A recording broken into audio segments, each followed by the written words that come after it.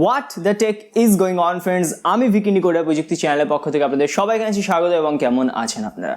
এবং প্রচুর রিভিউজ বানিয়ে ফেলেছি এবং সত্যি কথা বলতে গেলে একটু ক্লান্ত হয়ে পড়েছি, তাই একটু বিশ্রাম নিচ্ছি। কিন্তু ব্যস্ত দিন আবার আসতে চলেছে, তার কারণ প্রচুর নতুন স্মার্টফোন লঞ্চ হতে চলেছে এবং এদের ভেতরে একটা খুব ইন্টারেস্টিং স্মার্টফোন হলো iQOO Z3। এখন আমি কেমন জি বললাম, জেড বললাম না, তার কারণ কোম্পানিগুলোর একটা ট্রেন্ড আছে যে তারা আমেরিকান প্রোনাউন্সিয়েশনগুলোকে বেশি করে ফলো করবে। তো সেই কারণে বন্ধুরা আমাকে জি বলতে হচ্ছে, আমি জেড বলছি না। যাই হোক বন্ধুরা, আপনাদের কাছে একটু প্রশ্ন থাকবে যার উত্তর অবশ্যই এক্ষুনি কমেন্ট করে জানাবেন। সেটা হচ্ছে, আপনারা কি আমাদের চ্যানেলে iQOO Z3 রিভিউ দেখতে চান? Review, camera test, speed test, যেসব ভিডিও আমরা দিই সেসব কি দেখতে চান? তো অবশ্যই কমেন্ট করে জানাবেন। তো এই ভিডিওতে বন্ধুরা আমরা এই ফোনের স্পেক সম্পর্কে কথা বলতে চলেছি, এর দাম কি হতে পারে ভারত বা বাংলাদেশে, সব কিছু আলোচনা করব।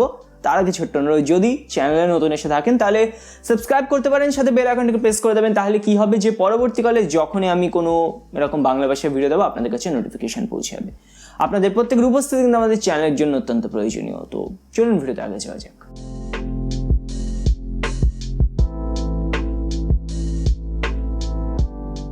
আচ্ছা, এখনো অবধি তো অফিসিয়ালি ফোনটার সব স্পেক্স লিকড হয়নি, কিন্তু মোটামুটি 99.99% শিওর থাকুন যে চায়নাতে যে মডেলটা লঞ্চ হয়েছিল সেম সেই মডেলটাই ইন্ডিয়াতে লঞ্চ হবে। তো ডিজাইনের দিক দিয়ে যদি কথা বলি, ডিজাইন অপূর্ব, খুবই সুন্দর দেখতে ফোন, এ বিষয়ে কোনো ডাউট নেই। এখন বন্ধুরা আমরা যদি এর ডিসপ্লে নিয়ে কথা বলি, তাহলে ধরে রাখুন একটা স্ট্যান্ডার্ড ডিসপ্লে হবে, 6.5 ইঞ্চ থেকে 6.6 ইঞ্চের ভেতরে থাকবে এবং 120 হার্টজের রিফ্রেশ রেট থাকবে। তো এটি অবশ্যই ভালো ব্যাপার, হাই প্যানেল রিফ্রেশ রেটের প্যানেল পাচ্ছি। কিন্তু এটা কিন্তু একটি এলসিডি প্যানেল হবে, অ্যামোলেড নয়। তো অ্যামোলেড ভক্তদের জন্য এখানে হয়তো একটু নিরাশার কোনো জায়গা থাকতে পারে। বাট আরেকটা যে জিনিস বন্ধুরা, সেটা হচ্ছে যেহেতু অ্যামোলেড নেই, তো শিওর থাকুন যে এখানে কোনো রকম এন ডিসপ্লে ফিঙ্গারপ্রিন্ট স্ক্যানারও থাকবে না, সাইড মাউন্টের ফিঙ্গারপ্রিন্ট স্ক্যানার থাকবে। এবং এই ডিসপ্লের জায়গায় আরেকটা ছোট্ট হতাশা এই রয়েছে যে এখানে সম্ভবত আপনারা এখনো নচ পাবেন, কোনো পাঞ্চ হোল পাবেন না। তো যদি পাঞ্চ হোল না দেয়, ডিজাইন পার্সপেক্টিভে আমি বলবো একটুখানি কিন্তু নিরাশার জায়গা থেকেই যাবে। এরপরে চলে আসি আমরা ক্যামেরায়। তো ক্যামেরা কিন্তু অফিসিয়ালি টিজড হয়ে গেছে। 64 মেগাপিক্সেলের প্রাইমারি ক্যামেরা থাকবে এবং এরপরে দুটো ক্যামেরা থাকবে। তো রিয়ার সাইডে আমরা ট্রিপল ক্যামেরা সেট আপ পাচ্ছি। এই যে প্রাইমারি সেন্সারটা হবে সেটা হচ্ছে স্যামসাং এর GW3 সেন্সার।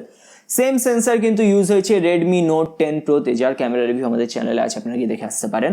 তো ক্যামেরা সেট আপ আমি আশা করছি ভালো হবে, অপটিমাইজেশন ভালো হবে। এরপরে সেই 8 মেগাপিক্সেল আলট্রা ওয়াইড এবং একটি ম্যাক্রো লেন্সই থাকবে এবং ফ্রন্টে রেগুলার 16 মেগাপিক্সেলের একটি সেলফি ক্যামেরা থাকবে। কিন্তু ক্যামেরার জায়গায় বন্ধুরা আরও কিছু উল্লেখযোগ্য জায়গা আছে, যে প্রাইমারি ক্যামেরা দিয়ে আপনারা সুপার আলট্রা নাইট মোডে ছবি তুলতে পারবেন, মানে একদম অন্ধকারেও নাকি খুব পরিষ্কার ছবি আসবে, সেটা পরীক্ষা করে দেখতে হবে। এবং এখানে 4K 60 FPS ভিডিওর অপশন দেওয়া হয়েছে এবং এটা আমার কাছে খুবই দারুণ। 60 FPS এর আমি বিশাল ভক্ত। তো 4K 60 FPS যেন এর ভেতরে EI স্টেবিলাইজেশনটাও দিয়ে দেয়, একদম ফুল ভিডিওগ্রাফির জন্য দুর্দান্ত ফোন হয়ে যাবে। এর পরের যে স্পেক্সটা, সেটা সম্ভবত এই ফোনের সবচেয়ে বড় হাইলাইট, সেটা হচ্ছে এই ফোনের প্রসেসর। স্ন্যাপড্রাগন 768G এই চিপসেটটা এখানে ব্যবহার করা হয়েছে এবং এটি ভারতবর্ষে সর্বপ্রথম ফোন হতে চলেছে যেখানে আমরা এই প্রসেসরটি পাবো। এটি কোয়ালকমের তরফ থেকে একটি নতুন প্রসেসর, যেটা স্ন্যাপড্রাগন 765 এর থেকে একটি বেটার চিপসেট, যে চিপসেটটা ব্যবহার করা হয়েছিল OnePlus Nord স্মার্টফোনে। তো দেখতে হবে এই চিপসেটটা কেমন পারফর্ম করে। OnePlus Nord খুব ভালো একটি পারফর্মিং স্মার্টফোন ছিল, তো আশা করবো এখানেও পারফরমেন্স ভালো হবে এবং গেমিংও ভালো হবে। তার কারণ iQOO কিন্তু মেইনলি গেমিংয়ের ওপরই বেশি ফোকাস করে। তো গেমিং কেমন হয় সেটার দিকে আমি বেশ আগ্রহের সাথে তাকিয়ে থাকবো। এরপরে বন্ধুরা যেটা নিয়ে আমি কথা বলবো সেটা হচ্ছে ব্যাটারি। ব্যাটারিটা মোটামুটি স্ট্যান্ডার্ড টাইপের হবে, 4500 mAh ব্যাটারি দেওয়া হবে এবং 55 ওয়াটের ফাস্ট চার্জার দেওয়া হবে। তো সুপার ফাস্ট চার্জিং আমরা এখানে পাবো, সেসব নিয়ে কোনো সমস্যা হবে না। ফোনও বেশ স্লিম লাইট ওয়েটই হবে, এগুলো সব ভালো দিক।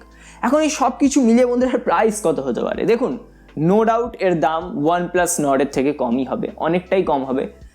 এই ফোনটার দাম যদি ভারতীয় মুদ্রায় 21,000 টাকা রাখতে পারে, তাহলে আমি বলবো খুবই একটি ইন্টারেস্টিং চয়েস হবে। তার কারণ নতুন chipset, powerful chipset, 5G supported, super fast charging, ক্যামেরাও এখানে আশা করি আমি ভালো হবে। তো সব মিলে একটা বেশ কমপ্লিট কিন্তু প্যাকেজ হবে যারা 5G ফোনই চায় তাদের জন্য।